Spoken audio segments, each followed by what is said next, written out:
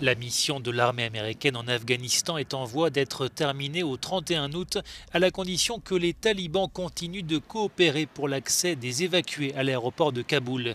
C'est ce que Joe Biden a indiqué ce mardi aux dirigeants du G7 lors d'un sommet virtuel, a fait savoir la Maison-Blanche. Le président américain a également demandé au Pentagone d'avoir à disposition des plans de secours pour repousser le retrait si nécessaire.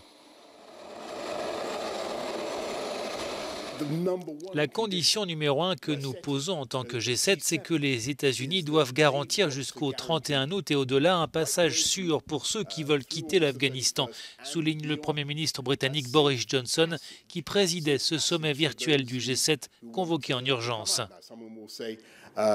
Certains vont dire qu'ils n'acceptent pas de telles conditions et d'autres en verront le sens, car le G7 a un levier considérable, économique, diplomatique et politique.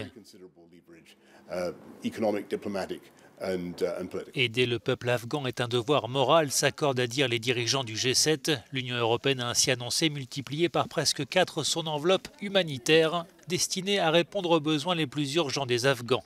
En revanche, l'aide au développement aux autorités afghanes sera strictement conditionnée à la situation des droits de l'homme, a insisté Ursula von der Leyen, la présidente de la Commission européenne.